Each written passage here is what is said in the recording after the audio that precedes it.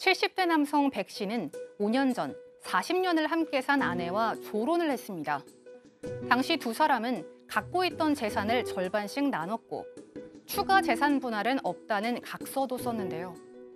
그렇게 조론하고 5년간 법적으로만 부부일 뿐 서로 연락도 하지 않고 만나지도 않던 두 사람.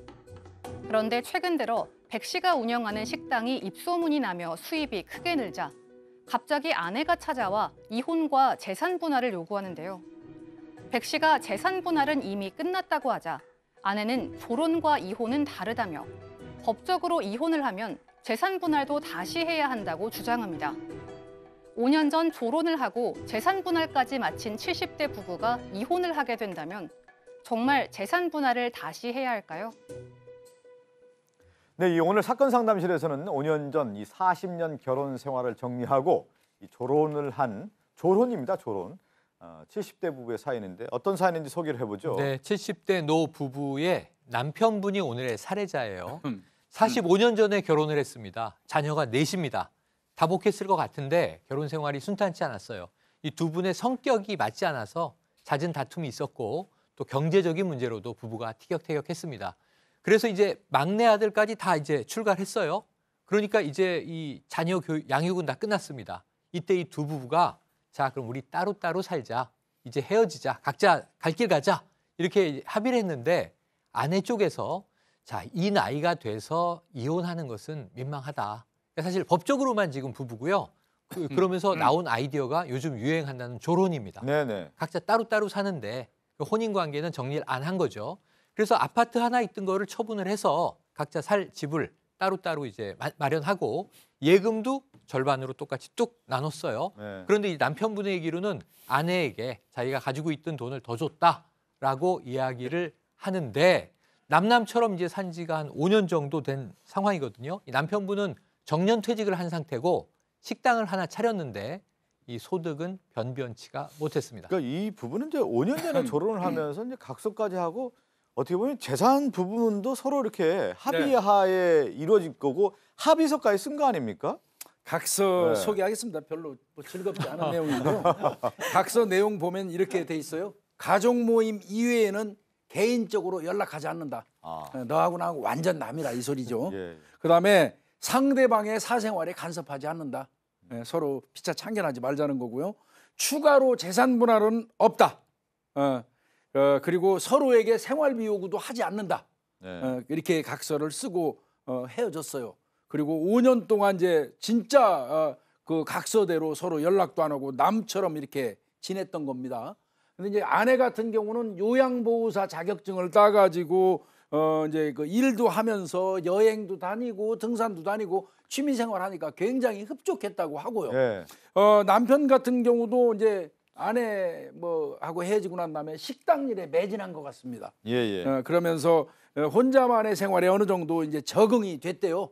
그 사족이 좀 있더라고요. 가끔 외로울 적도 있는데 그래도 워낙 결혼 생활이 맞지 않았었기 때문에 혼자 사는 거에 대해서 만족스러웠다고 이렇게 얘기합니다. 근데 이 70대 남편이 지금 얘기한 거 조론을 하고 이제 외로울 때도 있었지만 이제 그 가운데 이제 식당 일에 전념을 하면서 식당 일이 이제 잘 되고 손님이 많이 와서 수익이 그만큼 늘었던 거죠. 네, 처음에 시작할 때는요, 진짜 먹고 살려고 식당을 차려서 했다고 합니다. 그러다 보니까 정년퇴직하고 식당 하다 보니까 시행착오도 엄청 많았겠죠. 잘도 안 되고. 그러다 보니까 여기저기 찾아다니면서 먹기도 하고요. 또 이것저것 넣어보면서 또 노하우도 한번 막 개발하려고 하다 보니까 진짜 딱 소문이 나기 시작합니다.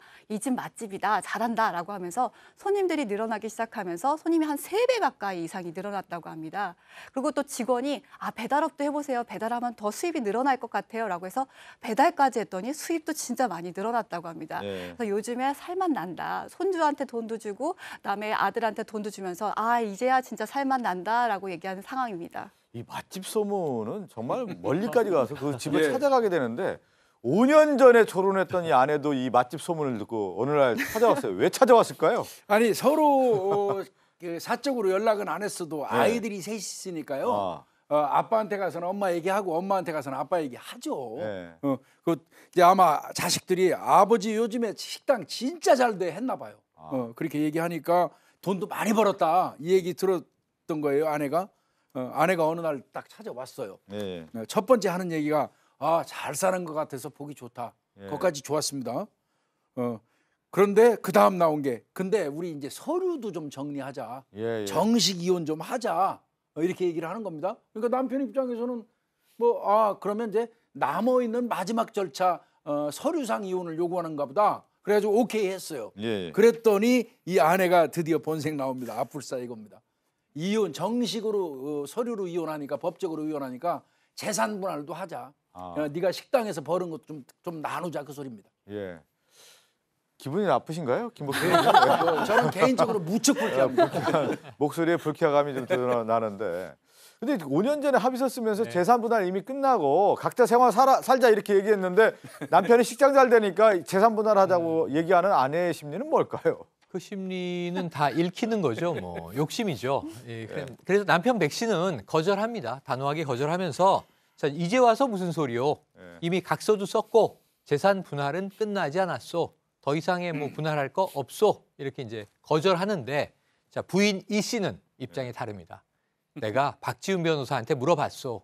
그랬더니 조론은 법적으로 아무 의미가 없고 이혼을 하면 법적으로 재산을 다시 나눠야 한다고 합디다. 이런 주장을 하는 거죠. 박지훈 변호사가 알려줬군요, 일단은. 네, 가정입니다. 접니다. 팽수의 변호인이기도 하니까요. 네.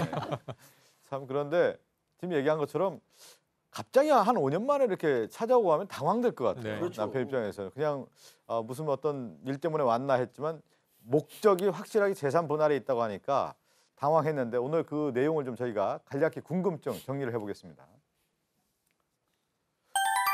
결혼하면서 재산 분할을 했는데 이혼하면 또 해야 하나요? 두 번째입니다. 재산 분할 당시에 각서를 썼는데 효력은 없나요? 라는 질문인데 첫 번째부터 좀 살펴보죠. 결혼 당시에 이제 각서를 썼고 뭐 이미 재산 분할을 했는데 이혼하면 또 재산 분할 해야 되는 겁니까? 일단 결혼이라는 용어는 민법 어느 구정에도 없습니다. 그러니까 저거는 그냥 당사자들끼리 그렇게 하신 거예요. 그래도 우리가 결혼하겠다는데 왜 법원이 무슨 간섭이냐고 하실 텐데 법적인 부부로서 그동안 쭉 45년 동안 보호를 국가에 받으셨잖아요.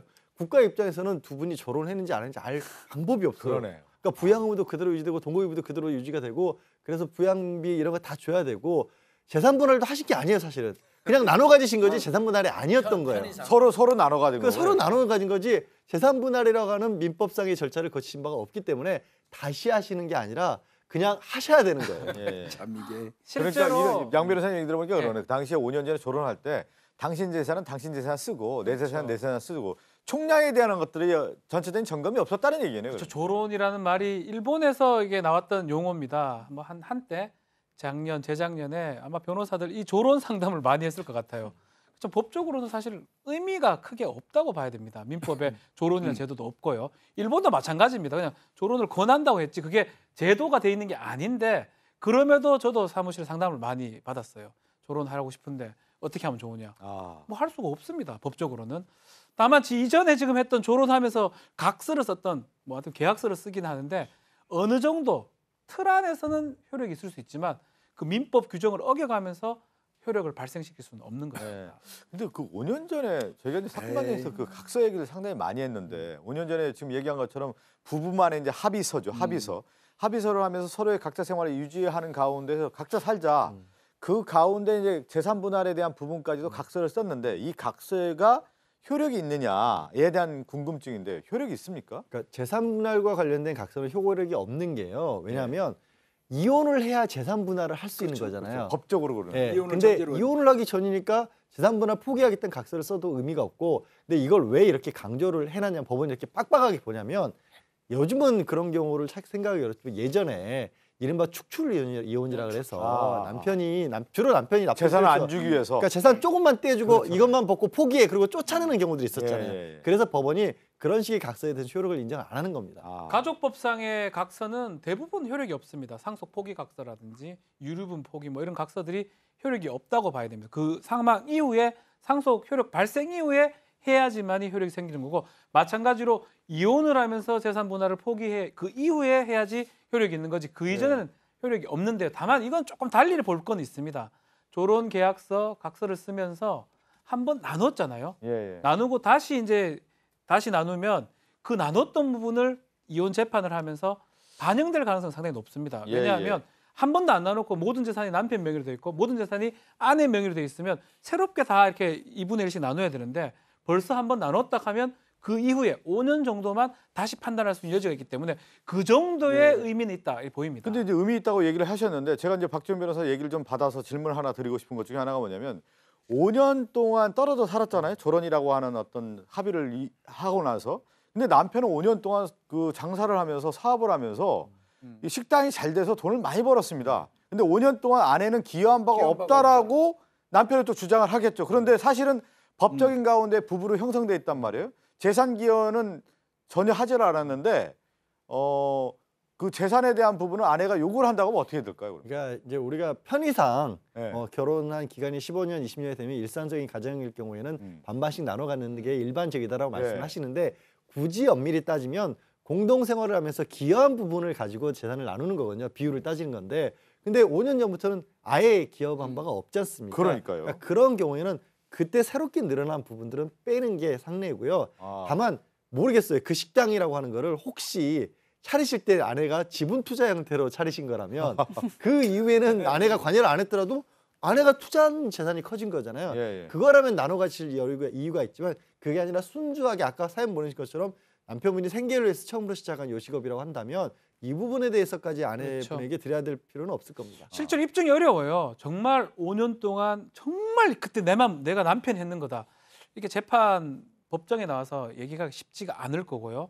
이 식당 차릴 때 지금 말한 것처럼 아내가 조금이라도 갔다 그러면 또 공동으로 협력했다고 볼 수도 있습니다. 그렇기 때문에 실무에서는 일반적으로 가정법원에서는 그런 거 별로 잘 안 따져요. 조정을 많이 한다 그러면 그냥 반반 나눕니다. 그래서 많이 벌어본 사람이 더 손해를 보는 경우가 실제로 있습니다. 근데 그래요? 재판으로 간다면 이 남편이 본인이 입증을 해야 될 거예요. 내가 별거 이후에 조론 이후에 본인이 말한 조론 이후에 내가 모든 게 내가 버렸고 내가 정말 안 쓰고 모은 거다. 아내랑 아무 관계 없다. 기여한 게 전혀 없다. 이렇게 입증을 한다면 그 각사하고 합쳐가지고 어느 정도 보존받을 수 있을 겁니다. 입증이란 걸 가장 이제 이런 저희에서 상담을 오면 그래 법적으로 당신 변호사 설명 알겠는데 우리가 무슨 수로 그걸 입증하냐라고 고민하시는데 이런 경우라면 아예 생활관계가 아마 주소지까지도 떨어졌을 것 같고요. 공간 자체가 분리된 상황이었을 거예요. 저는 아까 김복준 교수님 설명할 때 거기를 강조했잖아요. 가끔 외로울 때도 있었다.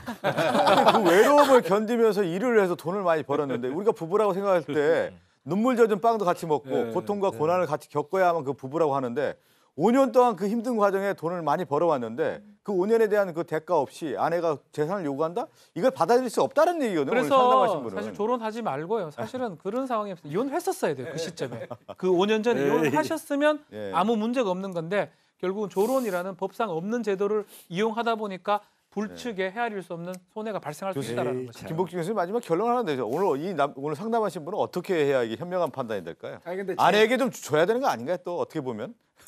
그냥 뭐 애엄마니까요. 그러니까. 많이 벌었으면 예. 조금 주셔도 왜 그러냐면 엄마한테 가면 결국 내 자식들한테 가거든요. 나중에. 예. 오늘 상담하신 분은 좀 괘씸한 마음이 있었기 때문에 이게 괘씸한 건 상담을 사실이에요.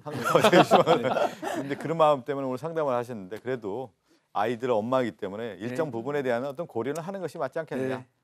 이렇게 좀 말씀드릴 수밖에 없습니다. 함께 사는 세상으로 합니다.